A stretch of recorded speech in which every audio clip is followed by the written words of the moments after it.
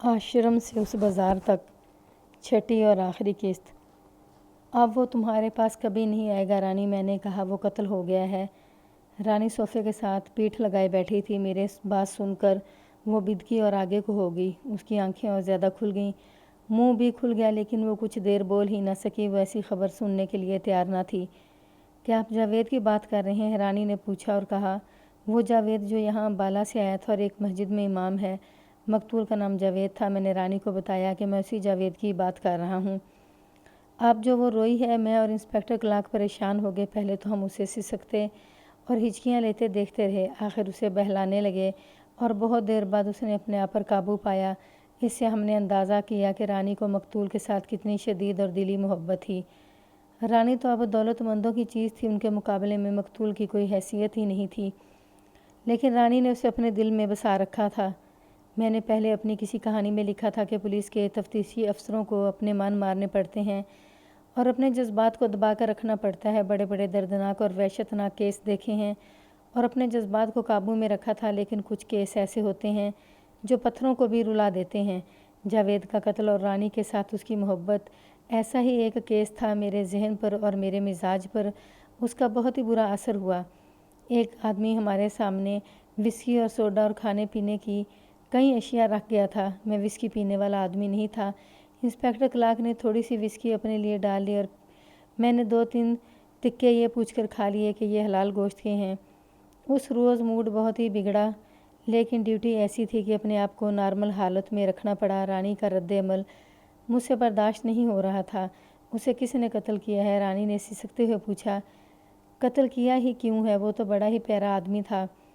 हम उसके कातिल की तलाश में आए हैं। मैंने कहा, ये बताओ कि वो जब तुम्हारे पास यहाँ आया करता था तो क्या तुम्हारे ये आदमी या मालिक एतराज़ करते थे? बिल्कुल नहीं, रानी ने जवाब दिया। मैंने उन्हें बता दिया था कि इसे गाहक न समझें और उसके साथ मेरा ऐसा वैसा ताल्लुक़ नहीं। उसके साथ मेरी मोहब्बत है और जब तक ये आता रहेगा मैं हंसी खुशी इस कारोबार में लगी रहूँगी। वो दिन के वक्त आया करता था और मेरे आदमी यहाँ मौजूद रहते थे। ये शक दिल से निकाल दें कि उसके यहाँ आने पर किसी को एतराज़ था। जावेद ने मरते वक्त तुम्हारा नाम लिया था, मैंने कहा। उसने कहा था रानी को मालूम है। इसके बाद वो कुछ न कह सका और फौत हो गया। ये बात सुनकर रानी ने फिर पहले की तरह बेकाबू होकर रोना शुरू कर दिया। मैंने उसे बहला लिया और कहा कि वो अपने आप पर काबू रख कर हमारे साथ ताउन करे ताकि हम कातिल तक पहुंच जाएं। मैंने उसे ये भी बताया कि हम अम्बाला तक हो आए हैं और वहाँ मकतूल के दोस्त लियाकत अली से भी मिले हैं। मकतूल के घर भी गए थे और रानी को ये भी बताया कि उसके बाप के साथ भी मुलाकात कर रहे हैं और उसके बाप ने ही हमें बताया था कि रानी को आश्रम में दाखिल करा दिया गया है। मैंने रानी को ये भी बताया कि उसके बाप ने ही हमें बता दिया था कि रानी आश्रम से गायब हो गई है। इसके बाद रानी के साथ बहुत बातें हुईं और उसने भी बहुत सारी बातें की और इस तरह हमारी बातचीत एक सही रास्ते पर आ गई। ये सारी की सारी बातें लिखना कोई ज़रूरी नहीं। मैं यहाँ कहानी मुकम्मल करना चाहता हूँ और उसके लिए इंतहाई ज़रूरी बातें पेश कर रहा हूँ। रानी ने कुछ नए इंकशाफात किए जिनसे हमारा मसला हल हो गया। उसने सबसे पहले अपने मुतल्लिक बयान दिया और कहा कि वह अपने मुतल्लिक इसलिए सब कुछ बताना चाहती है कि हमें ये शक न रहे कि उसके साथ किसी ने ज़बरदस्ती की है और असमत फरोशों के जाल में फेंक दिया गया है। वो तो मैं पहले ही बयान कर चुका हूँ कि वो शादी के पहले 1 साल बाद ही बेवा हो गई थी। उसे माँ बाप ने घर में कैद कर लिया और सहेलियों ने भी उसके साथ बोलचाल और मेल मुलाकात बंद कर दी। 2-2.5 साल तो उसने सब्र किए रखा, लेकिन एक रोज़ वो यकलख्त बागी होगी और उसने अपने एक दोस्त बना लिया। मैं ये भी सुना चुका हूँ कि उसने कितने दोस्त बनाए और फिर मकतूल जावेद के साथ उसकी मुलाकात होगी। रानी ने मकतूल के मर्दाना हुस्न और वर्जिशी जिस्म से मुतासर होकर उसके साथ दोस्ती लगा रखी थी, लेकिन मकतूल ने पहले रोज़ ही उसे ये अल्फाज कहे कि हर इंसान हैवान और जानवर नहीं होता और होना भी नहीं चाहिए। मकतूल ने उसे ये भी कहा कि इंसान की असल ज़रूरत रूहानी प्यार और मोहब्बत है। उसने रानी को यह भी समझाया कि उसके दोस्तों की दिलचस्पी उसके जिस्म के साथ है और उसे हर जगह बदनाम करते फिर रहे हैं। मुख्तसर बात यह हुई कि मकतूल ने रानी को सच्चे प्यार से रोशनास कराया। तब रानी ने उसे बताया कि हिंदुओं में तो ये एक किस्म का रिवाज है और वो शायद उसे मजहबी फरीज़ा समझते हैं कि औरत को जानवर या ग़ुलाम समझा जाता है और उसे ज़रा सी भी अहमियत नहीं दी जाती। रानी को जब मकतूल ने रूहानी मोहब्बत दी तो उसे पता चला कि वो क्या तशनगी महसूस कर रही थी, जिसकी तस्कीन यके बाद दीगरे उसके 3 दोस्त भी नहीं कर सके। रानी के दिल में मकतूल का ऐसा प्यार बेदार हुआ कि उसके बगैर तड़पने लगी थी। اس نے دوستیاں ترک کر دیں اور روحانی طور پر مقتول کی ہو کر رہ گئی۔ رانی نے بتایا کہ مقتول نے کہا تھا کہ وہ اسے مسلمان کر کے اس کے ساتھ شادی کرے گا۔ مقتول نے اس کے ساتھ ایسا دھوکہ نہیں کیا تھا کہ اس کی ابھی شادی ہی نہیں ہوئی، بلکہ اسے بتا دیا تھا کہ اس کی بیوی جو اسے پسند نہیں اور اسے طلاق دے دے گا۔ رانی نے مقتول کی یہ تجویز دل و جان سے قبول کر لی تھی اور اس کے ساتھ کہیں بھاگ جانے کو بھی تیار تھی، لیکن مقتول کا کوئی باہر کا ٹھکانہ نہیں تھا جہاں وہ رانی کو لے کر چلا جاتا۔ وہ تو یہ چاہتا تھا کہ وہ امبالہ میں ہی رہے گا اور رانی کو مسلمان کر کے شادی کرے گا، لیکن رانی نے اسے کہا تھا کہ اس نے ایسا کیا تو ہندو اسے قتل کر دیں گے اور ہندو مسلم فساد ہو جائے گا۔ مقتول اور رانی کی ملاقاتیں پہلے سے زیادہ ہونے لگیں اور ہندوؤں کو پتہ چل گیا۔ باپ نے رانی کو روکنا شروع کر دیا، لیکن رانی باغی ہو چکی تھی۔ بھائیوں نے رانی کو مارا پیٹا بھی، لیکن رانی باز نہ آئی۔ وہ یہاں تک دلیر ہو گئی تھی کہ مقتول نے اسے اگر کہا کہ آج رات فلاں وقت فلاں جگہ آ جانا، تو رانی گھر والوں کو سوتا چھوڑ کر گھر سے نکل آئی اور مقتول کے پاس پہنچ گئی، اور وہاں سے اس وقت واپس آئی جب مقتول نے اسے کہا کہ جاؤ رانی، اب چلی جاؤ۔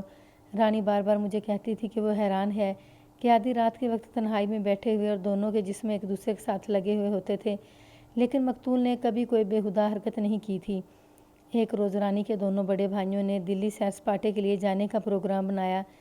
رانی کے باپ نے ان بیٹوں سے کہا کہ رانی کو بھی ساتھ لے جاؤ، یہ بیچاری بہت پریشان ہے اور گھر میں قید رہتی ہے، اسے بھی سیر سپاٹا کرا لاؤ۔ رانی بہت حیران ہوئی اور خوش بھی کہ باپ نے ایک بات تو ایسی کی جو اس کے دل کو اچھی لگی تھی۔ وہ سمجھ نہ سکی کہ اس کے ساتھ کتنا بڑا دھوکہ کیا جا رہا ہے۔ بھائی ہنسی خوشی رانی کو اپنے ساتھ لے گئے۔ دلی جا کر وہ آشرم میں آ گئے اور رانی کو آشرم کے اندر بھیج کر بھائی وہاں سے چلے آئے۔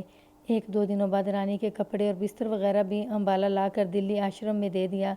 تب رانی کو پتہ چلا کہ باپ اور بھائیوں کے دلوں میں اس کا پیار کیوں جاگا تھا۔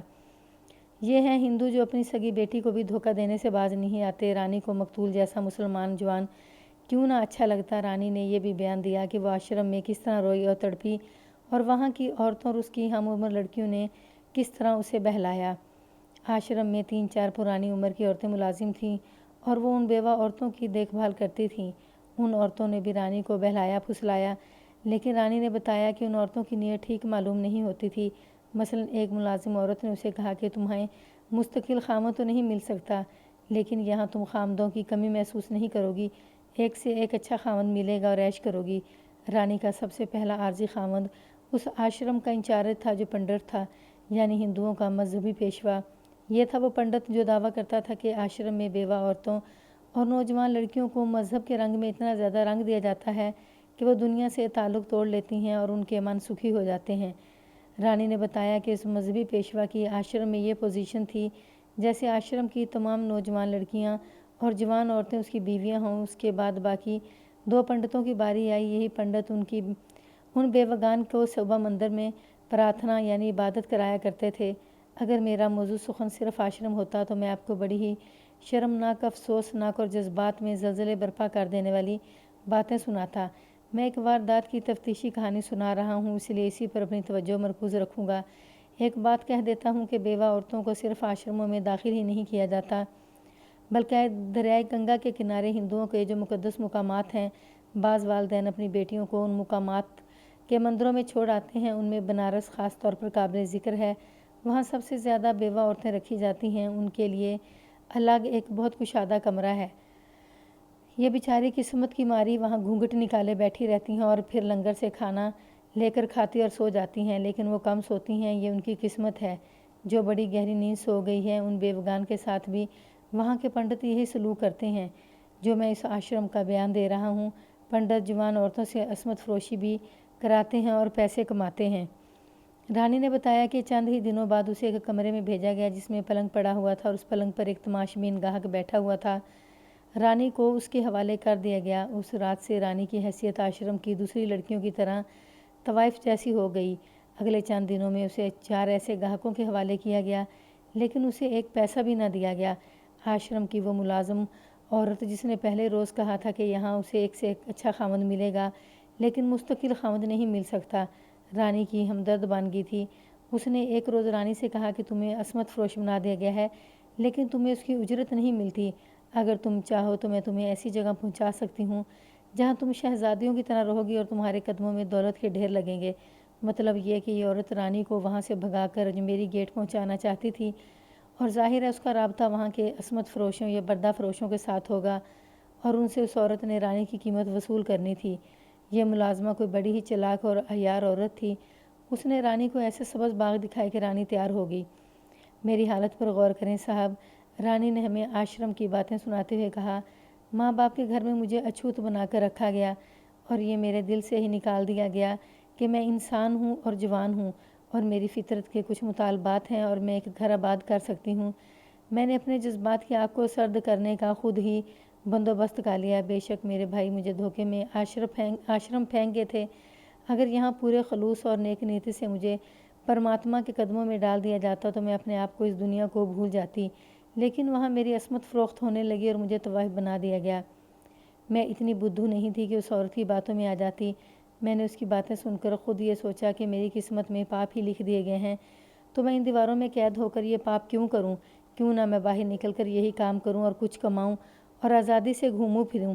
ایک رات اس عورت نے بڑی استادی سے مجھے آشرم سے نکالا۔ آشرم سے کچھ دور ایک تانگا کھڑا تھا، مجھے اس میں بٹھایا اور پورے اطمینان کے ساتھ یہاں پہنچ گئی۔ افسوس ہوتا ہے اور بہت ہی دکھ ہوتا ہے کہ میری جگہ ایک گھر میں تھی، لیکن اس گھر سے مجھے محروم کیا گیا اور میں کہاں آن پہنچی۔ لیکن میں نے دل کو تسلی دے لی کہ یہی میری قسمت ہے اور اس سے میں پورا لطف اٹھاؤں۔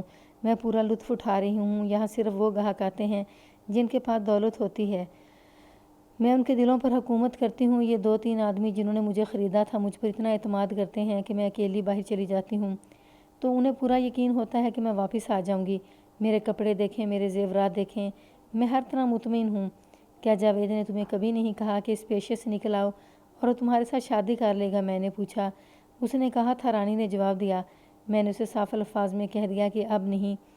میں نے یہ بھی کہا تھا کہ میں اس قدر ناپاک ہو چکی ہوں کہ تمہارے قابل ہی نہیں رہی۔ میں نے اسے کہا تھا کہ میرے پاس آتے رہنا، تمہیں دیکھتی ہوں تو زندہ رہنے کی خواہش مضبوط ہو جاتی ہے۔ اسے ہچکی سی آئی اور وہ زاروں کے تار رونے لگی۔ 1-2 منٹ بعد وہ سنبھل گئی۔ میں اسے جاوید کے قتل پر لے آیا۔ میں آپ کو جاوید کی پرائیویٹ زندگی کا ایک پوشیدہ گوشہ دکھا دیتی ہوں، رانی نے کہا۔ ہو سکتا ہے آپ کو اس سے قاتل کا سراغ مل جائے۔ جاوید اپنی کوئی بات مجھ سے نہیں چھپاتا تھا۔ جاوید کا یہ دوست لیاقت علی بڑا ہی گہرا اور کانیا آدمی ہے۔ جاوید نے مجھے بتایا تھا کہ لیاقت علی جاپانیوں کا جاسوس ہے۔ اس نے یہ نہیں بتایا کہ وہ جاسوسی کس طرح کرتا ہے اور اس کا یہ کام کیسا ہے۔ میں نے پوچھا بھی نہیں، مجھے اس سے کوئی دلچسپی نہیں تھی کہ کون کیا ہے اور کیا کرتا ہے۔ دنیا اور دنیا کے بندوں سے ہی دل اچاٹ ہو گیا تھا۔ میں نے اس وقت دلچسپی پیدا کی جب ایک روز جاوید نے مجھے بتایا کہ وہ ٹھیکیدار کی ملازمت چھوڑ کر جاپانیوں کا باقاعدہ جاسوس بن گیا ہے اور لیاقت علی نے اسے اپنے گروہ میں شامل کر لیا ہے۔ میں نے جاوید سے صرف ایک بات کہی کہ ایسا نہ ہو کہ وہ پکڑا جائے۔ اگر پکڑا گیا تو اسے بڑی لمبی قید کی سزا ملے گی، اور کہیں ایسا نہ ہو کہ انگریز اسے گولی ہی مار دیں۔ لیکن جاوید نے بتایا کہ اس کا کام ایسا ہے جس میں پکڑے جانے کا خطرہ نہ ہونے کے برابر ہے۔ اس نے یہ بھی بتایا کہ اسے ٹھیکیدار کی نوکری سے 3-4 گنا زیادہ پیسے ملتے ہیں۔ اس کے ساتھ ہی میں دیکھ رہی تھی کہ جاوید کچھ زیادہ ہی مذہبی ہوتا جا رہا تھا۔ میں تو اس کے پیار کو اور اس کی محبت کو دیکھتی تھی اور یہی میری روح کی ضرورت تھی۔ میرے ساتھ جاوید پوری وفا کر رہا تھا۔ وقت گزرتا گیا اور ایک دن جاوید نے مجھے بتایا کہ اس نے جاسوسی کا کام چھوڑ دیا ہے، لیکن لیاقت علی اسے چھوڑنے نہیں دے رہا تھا۔ میں نے بھی اسے کہا کہ یہ کام بڑا خطرناک ہے، بہتر ہے کہ اس گروہ سے الگ ہو جاؤ۔ وہ الگ ہو گیا تھا، لیکن مجھے بتاتا تھا کہ لیاقت علی اسے دھمکیاں دے رہا ہے کہ وہ اس کے گروہ سے نکلا تو اسے قتل کر دیا جائے گا۔ جاوید ذرا سا بھی ڈرا ہوا نہیں تھا۔ وہ اب اسلام اور جہاد کی باتیں کرنے لگا تھا۔ پہلے تو وہ کہتا تھا کہ جاپان کی فوجیں برما تک پہنچ گئی ہیں اور اب ہندوستان پر حملہ کر کے انگریزوں کو یہاں سے بھگا دیں گی اور پھر ہندوستان کو آزاد کر دیں گی۔ لیکن بعد میں اس نے یہ کہنا شروع کر دیا کہ یہ ہندوستان مسلمانوں کا ملک ہے اور مسلمان اپنے اندر جہاد کا جذبہ پیدا کریں گے تو یہ ملک پھر مسلمانوں کو مل جائے گا۔ حقیقت یہ ہے کہ اس کی بات سن کر مجھے بہت خوشی ہوئی تھی۔ وجہ آپ کو بتا چکی ہوں۔ بندہ ہوتے ہوئے میرے دل میں ہندوؤں کی نفرت بھر گئی تھی اور مسلمانوں کی محبت میری روح میں اتر گئی تھی۔ یہ مقتول کی محبت کا خلوص اور اثر تھا۔ میں سمجھتی تھی کہ ہر مسلمان کا کردار جاوید جیسا ہی ہوتا ہے۔ میں یہاں کہوں گی کہ میری ساری دلچسپیوں کا مرکز جاوید کی ذات تھی۔ ایک رات جاوید سے ملاقات ہوئی تو وہ کچھ پریشان تھا۔ اس نے بتایا کہ اس کے پاس لیاقت علی کے اس کے گروہ کے کچھ راز ہیں اور اس نے ان سب کو یقین دلایا ہے کہ وہ ان کے گروہ سے الگ تو ہو رہا ہے لیکن انہیں ایسا دھوکہ نہیں دے گا کہ وہ ان کے راز کسی کو بتا دے۔ لیاقت علی اس پر بھروسہ نہیں کر رہا تھا۔ وہ جاوید سے کہتا تھا کہ وہ الگ ہوا تو زندہ نہیں رہے گا۔ کیا جاوید نے یہ بتایا تھا کہ وہ راز کیا ہے؟ انسپکٹر کلارک نے پوچھا۔ نہیں صاحب، رانی نے جواب دیا، نہ اس نے بتایا نہ میں نے پوچھا۔ میں نے اسے کہا تھا کہ ایسا خطرہ ہے تو چلو یہاں سے کہیں بھاگ چلتے ہیں اور کسی کو پتہ ہی نہیں چلنے دیں گے کہ ہم کہاں ہیں۔ اس ملاقات میں جاوید نے ایک اور بات بتائی۔ بات یہ تھی کہ لیاقت علی نے اسے کہا تھا کہ رانی کو بھی اپنے گروہ میں شامل کر لو تو پھر ہم بہت زیادہ دولت کما سکتے ہیں۔ میں جانتی تھی کہ جاسوسی میں خوبصورت لڑکیوں کو استعمال کیا جاتا ہے۔ لیاقت علی نے مجھے کئی بار دیکھا تھا۔ جاوید نے اسے جواب دیا تھا کہ وہ رانی کو کسی قیمت پر اس لائن پر نہیں چلنے دے گا۔ اس کے اس جواب سے لیاقت علی اس کے ساتھ بہت بگڑا تھا اور لیاقت علی نے یہ کہا تھا کہ تم رانی کو گروہ میں لانے کی بجائے خود بھی گروہ سے نکل رہے ہو تو اس کا انجام یہی ہوگا کہ تم اس دنیا میں نہیں رہو گے۔ رانی کی بات سن کر مجھے وہ خط یاد آیا جو لیاقت علی نے امبالہ سے مقتول کو دلی لکھا تھا۔ اس نے لکھا تھا کہ تمہارا انجام بہت برا ہوگا۔ میں نے انسپکٹر کلارک سے انگریزی میں کہا کہ ہمارا ملزم ہمیں مل گیا ہے۔ اس کے بعد میں نے جاوید کو پریشان ہی دیکھا۔ رانی نے کہا، اور اس کے بعد قسمت نے ایسا پلٹا کھایا کہ میرے بھائی مجھے آشرم میں پھینک آئے اور کچھ پتہ نہیں کہ پیچھے جاوید کا کیا بنا۔ ایک روز میں باہر نکلی تو اجمیری گیٹ کے باہر میں نے جاوید کو دیکھا۔ تانگا رگوا کر میں دوڑ کر اس کے پیچھے گئی اور اسے پکڑ لیا۔ میرے ساتھ یہی آدمی تھا جو ساتھ والے کمرے میں بیٹھا ہوا ہے۔ جاوید کو میں نے تانگے میں بٹھا لیا اور اس آدمی کو بتایا کہ یہ جاوید کون ہے اور میرے لیے کیا حیثیت رکھتا ہے۔ خیر ان باتوں کو جانے دیں۔ ہوا یہ کہ جاوید مجھے یہاں آ کر ملتا رہا۔ اس نے مجھے بتایا کہ ایک تو وہ میری گمشدگی سے پریشان ہو گیا تھا اور امبالہ اسے اجاڑ اور ویران لگنے لگا تھا، اور دوسری وجہ یہ ہوئی کہ لیاقت علی دھمکیاں دے رہا تھا اور اس نے جاوید سے کہا تھا کہ ہاں یا نہ میں جواب دو اور پھر اس کا نتیجہ دیکھو۔ چند بار ملنے کے بعد جاوید کہیں روز نہ آیا تو میں پریشان ہو گئی۔ اس نے مجھے بتایا تھا کہ وہ ایک مسجد میں امامت کرتا ہے، لیکن صحیح جگہ نہیں بتائی تھی۔ آج آپ سے پتہ چلا ہے کہ وہ تو اس دنیا سے ہی منہ موڑ گیا ہے۔ یہ غور کرنا آپ کا کام ہے کہ کہیں لیاقت علی نے ہی تو نہیں جاوید کو قتل کروا دیا۔ رانی کے ساتھ ہماری کتنی باتیں ہیں اور اس نے کتنی باتیں کیں، اس کا اندازہ اس سے لگا لیں کہ ہم 1:30 پونے 2 بجے اس کے ہاں پہنچے تھے اور جب وہاں سے اٹھے تھے تو اس وقت سورج غروب ہونے کو تھا۔ ہم نے اسی وقت ریلوے اسٹیشن جا کر اگلے روز کی ایک ایکسپریس گاڑی کی 2 سیکنڈ کلاس کی سیٹیں امبالہ کے لیے بک کروا لیں۔ اگلی شام ہم امبالہ میں تھے۔ ریلوے اسٹیشن سے ہم سیدھے لیاقت علی کے گھر پہنچے اور اتفاق سے وہ گھر پر ہی مل گیا۔ ہمارا استقبال اس نے بڑے اتفاق سے کیا اور پوچھا کہ جاوید کے قاتل کا کوئی سراغ ملا ہے یا نہیں۔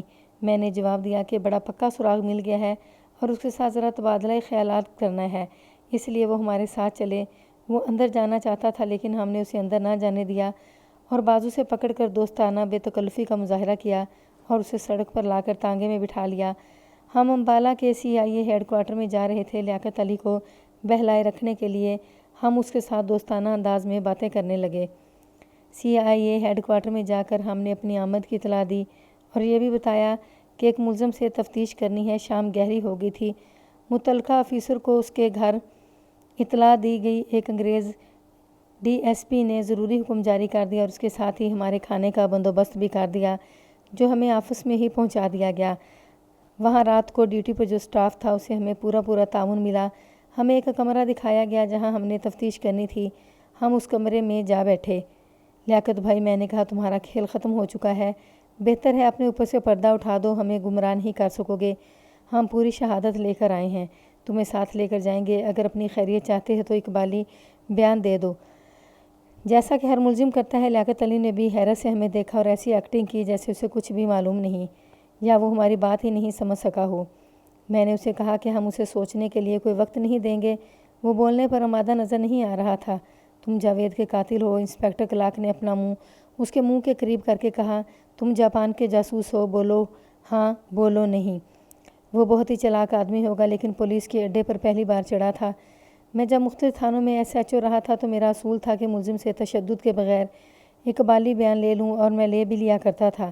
میں تشدد اور اظہار ثانی کے ہمیشہ خلاف رہا ہوں لیکن CIA میں اس کے بغیر گزارا مشکل تھا۔ لیاقت علی الزام سے انکار کرتا رہا۔ ہم اسے ابھی یہ نہیں بتانا چاہتے تھے کہ ہمیں اس کے خلاف شہادت کہاں سے ملی ہے۔ وہ غالباً یہی سوچ رہا تھا کہ ہم لوگ اس کے پیچھے کیوں پڑ گئے ہیں اور ہمیں کس نے اس کے گھر کا راستہ دکھایا ہے۔ وہ ابھی تک انکار پر قائم تھا۔ وہ کرسی پر بیٹھا ہوا تھا۔ انسپکٹر کلارک اٹھ کر اس کی کرسی کے پیچھے جا کھڑا ہوا اور کرسی کی پیٹھ پکڑ کر زور سے پیچھے اور نیچے کو دبائی تو کرسی کی پیٹھ فرش سے جا لگی۔ مجھے یہ طریقہ معلوم تھا۔ میں فوراً اٹھا اور فرش پر گری ہوئی کرسی تک جا پہنچا۔ لیاقت کی اب پوزیشن یہ تھی کہ اس کی پیٹھ کرسی کے ساتھ لگی ہوئی اور کرسی کی پیٹھ فرش پر تھی۔ اس کے پاؤں فرش سے اٹھ گئے تھے۔ میں نے اس کے ٹخنوں سے ٹانگیں پکڑی اور نیچے کو دبا دیں۔ انسپکٹر کلارک کے ہاتھ میں چھڑی تھی جو اس نے لیاقت کے منہ میں اس طرح دے دی کہ چھڑی اس کے کندھوں سے متوازی تھی، یعنی اس کے ہونٹوں اور دانتوں میں درمیان سے چھڑی دبا رکھی تھی اور دونوں سرے دائیں بائیں تھے۔ انسپکٹر کلارک نے چھڑی کے دونوں سروں پر اپنے پاؤں رکھے اور چھڑی کو دبا دیا۔ چھڑی لیاقت کے ہونٹوں کے کونوں کو دبانے لگی۔ ادھر میں نے اس کے پاؤں نیچے کو دبا رکھے تھے۔ بکرا ذبح ہوتے وقت کیا تڑپتا ہوگا، تڑپنا تو لیاقت علی کا دیکھنے والا تھا۔ میں جانتا تھا کہ وہ محسوس کر رہا ہے کہ اس کے ہونٹ کونوں سے پھٹ رہے ہیں اور میں جس طرح اس کے ٹخنوں پر دباؤ ڈال رہا تھا اس کی اذیت الگ تھی۔ ہم نے پورے 5 منٹ اسے اس اذیت میں رکھا۔ یہ 5 منٹ اس کے لیے 5 گھنٹے تھے۔ وہ تڑپ رہا تھا لیکن دانتوں میں دبائی ہوئی چھڑی اسے بولنے نہیں دے رہی تھی۔ آخر چھڑی انسپکٹر کلارک نے نکال لی اور میں نے اس کے پاؤں چھوڑ دیے۔ اس کی ٹانگیں اوپر کو ہو گئیں۔ انسپکٹر کلارک نے اس کی ٹانگیں اور پیچھے کریں تو لیاقت علی کلا بازی کھا کر فرش پر جا پڑا۔ پھر انسپکٹر کلارک نے اسے بالوں سے پکڑا اور کھڑا کیا۔ میں نے اس کے پیٹ میں گھونسا مارا۔ انسپکٹر کلارک نے اس کے بال چھوڑ دیے۔ لیاقت پیٹ پر ہاتھ رکھ کر جھک گیا۔ اب میں نے اس کے بال مٹھی میں لیے اور جھٹکا دے کر سیدھا کیا اور پھر زور سے دیوار کی طرف جھٹکا دے کر بال چھوڑ دیے تو وہ دیوار کے ساتھ لگا اور گر پڑا۔ یہ بسم اللہ ہے بچے، میں نے اسے بالوں سے پکڑ کر اٹھاتے ہوئے کہا۔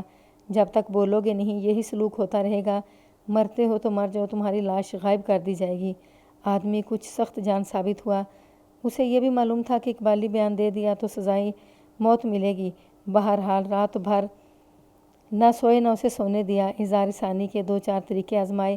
میرا ضمیر مطمئن تھا کہ ہم محض اس شک پر یہ اس کا حال نہیں کر رہے تھے۔ ہمیں یقین تھا کہ جاوید کا قاتل یہ خود ہے اور اس کے ساتھ اس کا کوئی ساتھی تھا یا اس نے اپنے گروہ کے اور آدمیوں سے جاوید کو قتل کروا دیا تھا۔ دلی میں ہمارے پاس قاتل کی انگلیوں اور ہتھیلیوں کے نشان محفوظ تھے۔ ان سب انسپکٹر رضا نے خون آلود چاقو سے لیے تھے۔ صبح طلوع ہوئی تو لیاقت علی کی برداشت جواب دے گی اور اس نے اقبالی بیان دے دیا۔ بات رانی کی صحیح نکلی۔ جاوید اس کے گروہ میں شامل ہو گیا تھا لیکن گروہ سے نکل گیا اور اس کے ساتھ بڑے نازک راز بھی نکل گئے۔ راز نہ بھی ہوتے تو جاوید ان کے لیے صرف اس لیے خطرناک ہو سکتا تھا کہ لیاقت علی اور اس کے گروہ یعنی رنگ کے 3-4 آدمیوں سے واقف ہو چکا تھا۔ ان لوگوں نے سوچا کہ جاوید مقتول دلی چلا گیا ہے تو کوئی بھروسہ نہیں کہ کس وقت کہیں وہ پردہ فاش کر دے۔ اسے قتل کرنے کے لیے 2 آدمی گئے۔ لیاقت علی نے دونوں کو ایڈریس بتا دیے۔ میں اور انسپکٹر کلارک CIA سے پولیس کے کچھ آدمی ساتھ لے کر ان دونوں پتوں پر چھاپے مارنے چلے گئے۔ دونوں کو گھروں میں ہی پکڑ لیا۔ پہلا جو آدمی پکڑا وہ جاوید کی ہی عمر کا تھا۔ اس کے گال پر ہلکی سی ایک لکیر تھی جو مدھم ہو گئی تھی۔ انسپکٹر کلارک نے یہ لکیر دیکھی تو وہ ہنس پڑا۔ یہ لکیر اس سکول ماسٹر کے بید کی ڈالی ہوئی تھی جو جاوید کے قتل کا عینی شاہد تھا۔ کوئی شک نہ رہا کہ یہ قاتل ہے۔ دوسرے گھر سے جو آدمی پکڑا وہ بھی جوان سال تھا۔ اس کی پیٹھ سے قمیض ہٹائی تو وہاں 2 لکیریں تھیں جو مدھم ہو گئی تھیں۔ یہ بھی سکول ماسٹر کے بید کی تھیں۔